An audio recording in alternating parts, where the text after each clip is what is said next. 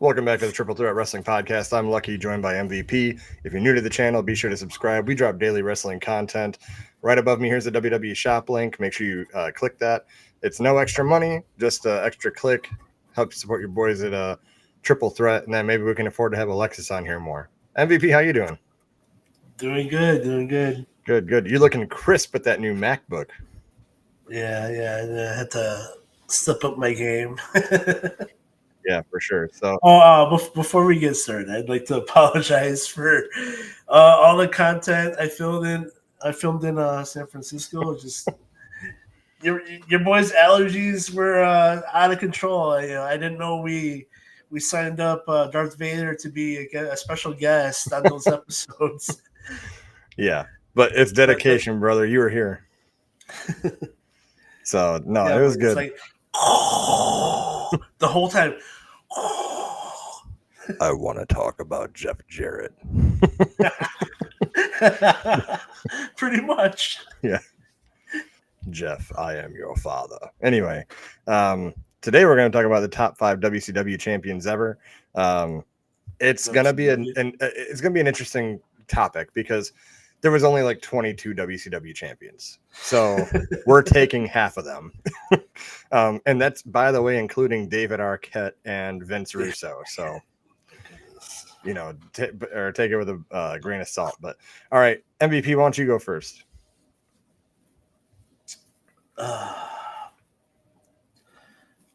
Hulk Hogan. I am a real man. No. That's WWF. That's Oh yeah, you're right. It is. Yeah. It's like I think he went American made. Yeah. American. No, but all right. So he left WWE. I don't think he planned on wrestling again after he left, but Eric Bischoff had the idea to bring him in with Turner money. How do you say no to Turner money? His first match was in Orlando at a Bash at the Beach. I think he had Shaq in his corner because Orlando Magic. His first match was a title match against Nature Boy Ric Flair, and he drops the big leg, and his first match becomes the WCW World Heavyweight Champion. He's then, heel turn and then spray painted the thing. Yeah. He definitely did.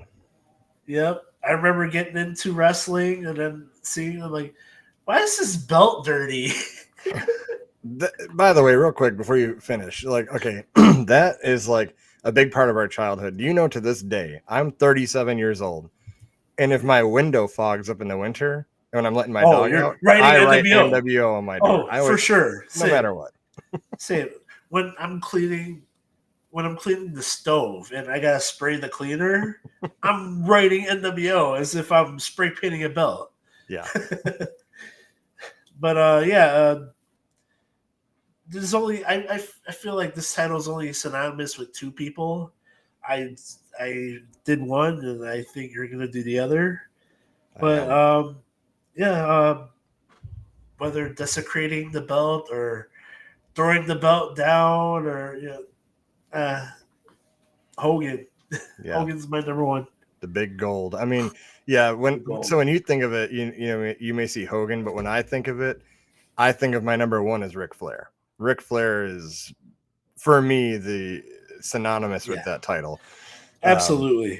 And he had great wars for the WCW Championship. He faced Vader, Ricky Steamboat, Sting, Hogan, Randy Savage. One of my favorite title matches is actually at the Slamboree, the Lethal Lottery that they did. I don't know if you remember that.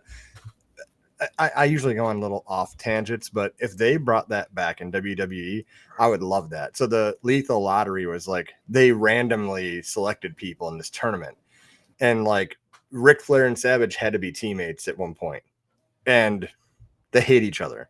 But then you'd have like Rick Steiner and Scott Steiner got selected for other teams, so they had to face each other. And it was just a really cool concept. I would love for WWE to come back with the Lethal Lottery, but for sure.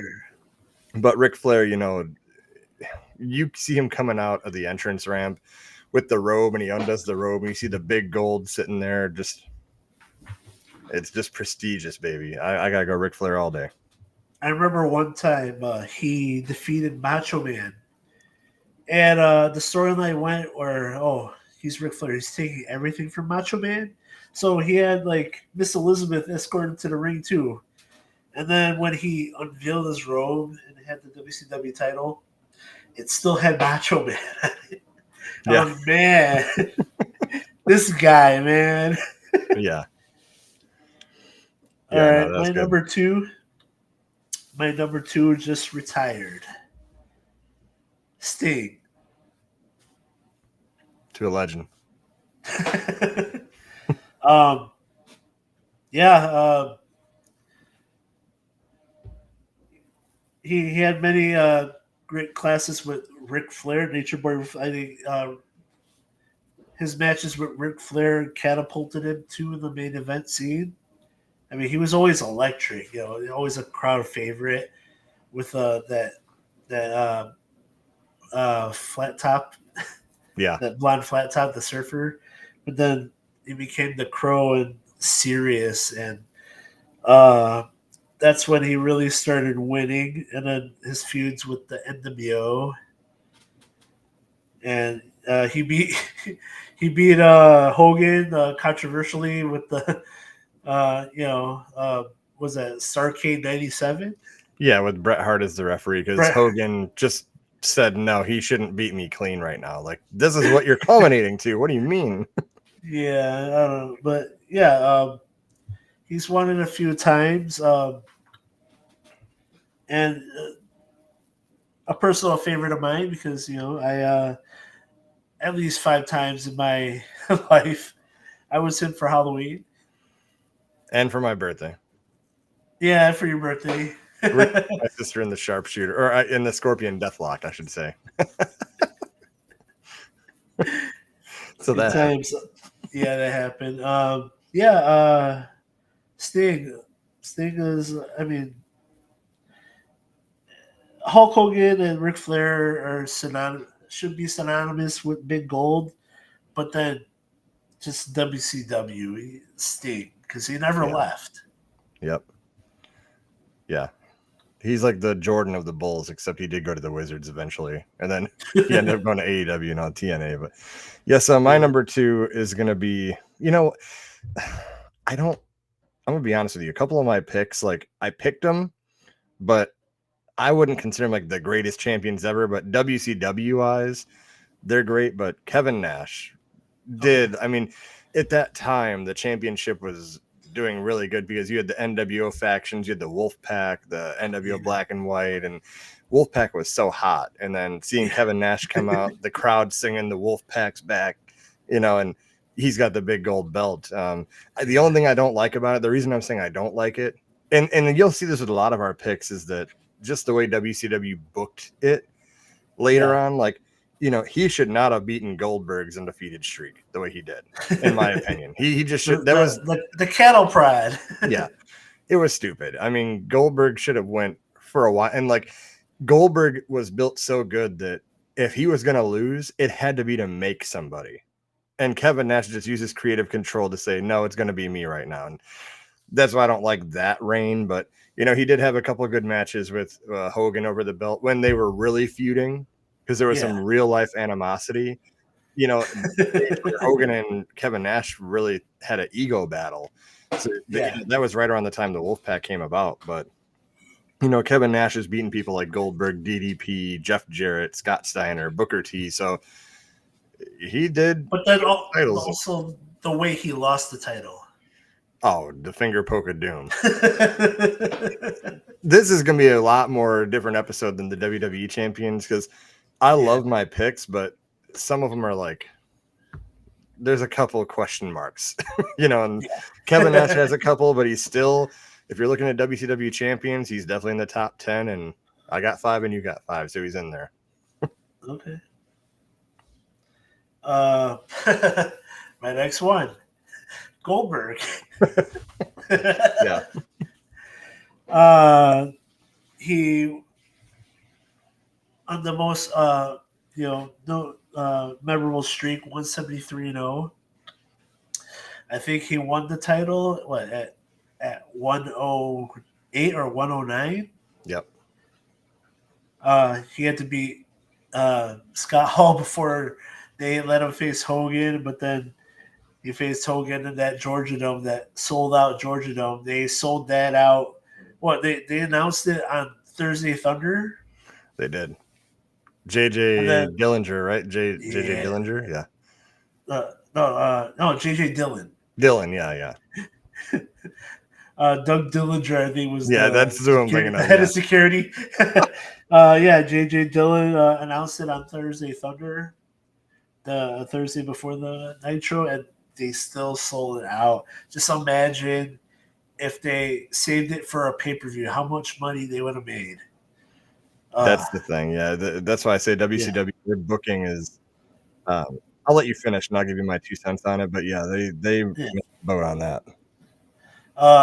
Loses it in horrible fashion because of a stun gun. I mean, me looking back at it, I guess it would be an innovative way for someone to lose the title, like stun him, Yeah. And he even said himself he wanted the ones with the barbs and to really stun him for real, but I guess it's not legal to do that. He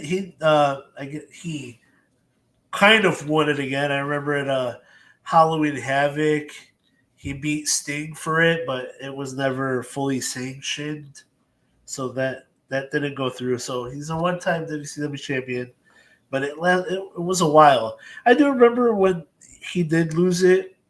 It started to get stale. I remember me and a couple of friends were like, I wonder who takes it off of him. They need to do it soon.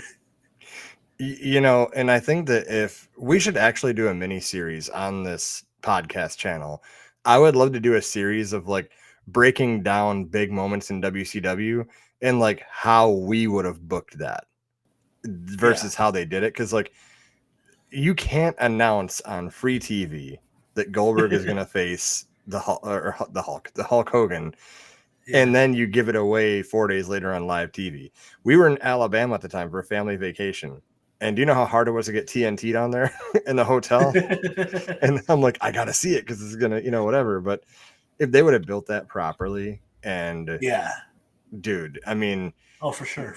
You should have saved that for like a Starrcade because that's your WrestleMania. That's your WrestleMania. Yeah, Starrcade. Goldberg should have won it, something like that. But on Nitro, and it was kind of overbooked because it's Hulk Hogan. You got people running out from the NWO and whatever. But we should definitely do that. I would love to do how we would have booked moments in WCW. Maybe they'd still be around. You never know.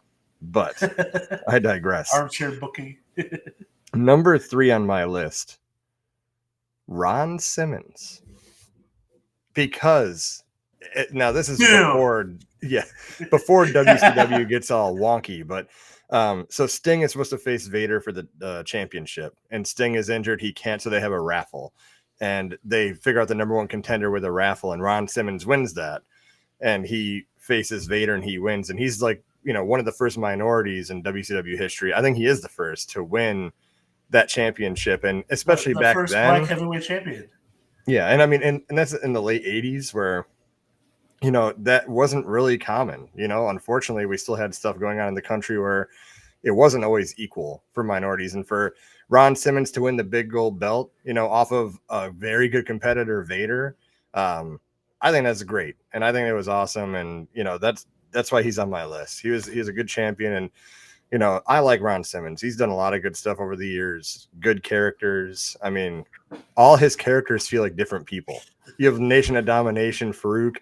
You have him in WCW as Ron Simmons. You have the Acolytes Protection Agency, the Acolytes version of him. Like every version feels like a completely different person, which is, not many people can do that. Farouk Assad, that like gladiator warrior. Yeah.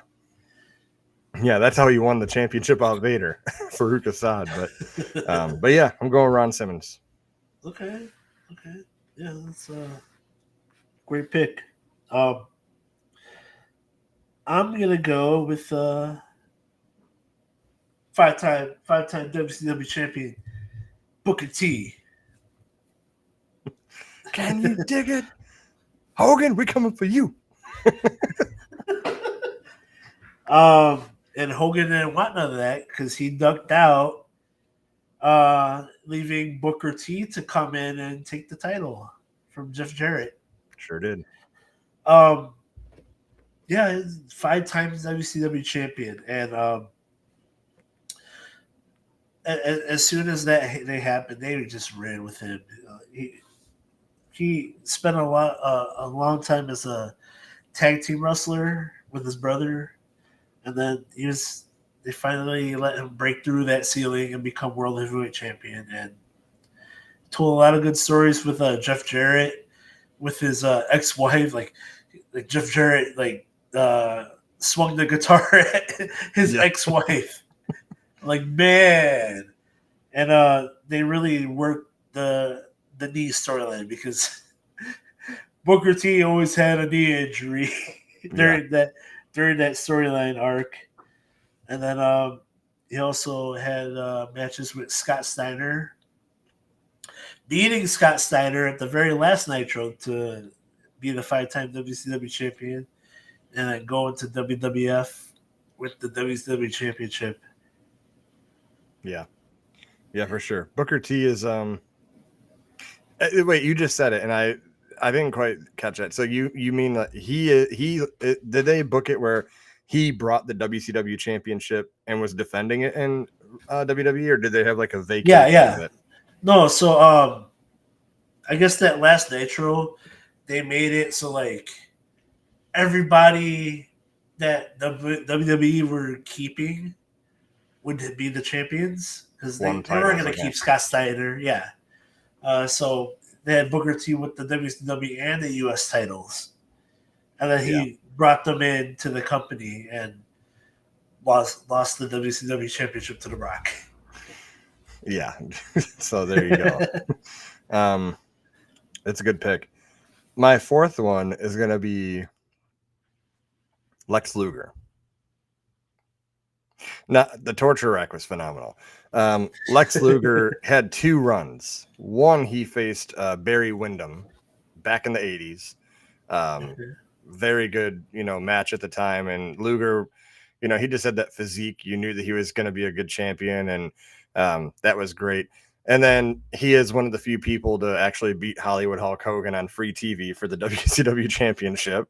But Luger did that. And he didn't hold it for too long, but Lex Luger, in my opinion, from the first Nitro on, was always one of the pillars, right? The corner pillars of WCW. The pillars. The pillar. Yeah, whatever. No pun intended. Rest in peace, Miss Elizabeth. But, the pillar of WCW. You can't think of WCW without like Lex Luger, Sting, Hogan, Flair. Luger, he deserves to be on the list. So I got Luger at number 4. Okay. My number 5. Self high five. Poof. And then he went to do yoga. The 2-time WCW champion, Diamond Dallas Page. He spent a lot of time in the mid card, feuding over the U.S. Championship. I knew he had a couple of pretty spectacular matches against Bret Hart. Yeah. Yeah, and then they finally, same thing with him. New blood. They start pushing the younger guys, and he wasn't younger. He's an old man when he got in, but other than The Rock, he was the other guy in wrestling to be known as the People's Champion. Yeah, he was the People's Champion of WCW, and to not let him have a chance to run with it sooner was a travesty because he was so over with the crowd. And he became a 2-time WCW champion. What I would love to see is when he finally joined the WWF, the WWE, is him feud against The Rock in a People's Champion versus People's Champion match. That would have been so great. Yeah. And then after that, he could face Randy Orton in a RKO versus Diamond Cutter match. The Battle of the Cutters. Yeah. DDP's a good pick. He's one of the heart and soul members of WCW. Oh, yeah. You know, so my fifth pick, I told you guys, if you're listening and you made it this far, WCW didn't have a lot of great champions because it just was, we mentioned all the big names, and then you get to a point where like Vince Russo, David Arquette, yeah. So my pick is David Arquette. No, I'm just kidding. I had to go with the Giant. I had to go with the Giant. Yeah. Only because similar to Hogan, when he came in, he won it like his first match. The Giant won his like first match against Hogan. Which, by the way, very overbooked because Hogan literally murdered him by throwing him off the roof of the building. And then he came out and beat him for the championship. After, okay, imagine telling my children the Giant beat Hulk Hogan after Hulk Hogan threw him off of the roof in Las Vegas at Halloween Havoc. But before they did all that, they wrestled with their monster trucks. Oh, yeah. Because they did. Like, they did. What? No one would believe me. But the Giant was, I mean, the next biggest thing to Andre the Giant. He just had the look.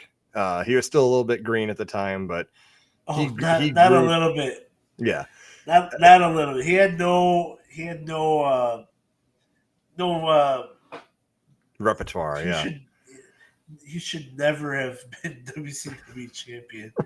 Well, but he was. It was still memorable. It was still memorable. Yeah, it was a memorable one. And like I said, I mean, he ended up being one of the greatest wrestlers we've ever seen. Just longevity for a person his size. And he's just a great individual, you know, everything he's done in the wrestling. And, you know, I wish he'd retire now to save his knees. But anyway, the Giant is number 5. So that rounds out our top 5 WCW champions ever. If Alexis was here, I don't even know who he'd pick because we picked all the good ones. And there's like Scott Steiner is going to be one of yours. Or I mean, you know, like, so yeah. If you're new to the channel, be sure to subscribe. We drop daily wrestling content. We appreciate your support. We are almost at 2,000 subscribers. We truly appreciate it. It's mind-blowing how much support this channel's gotten. And, you know, we're only getting started. So, again, we appreciate your support, and we'll see you in the next one.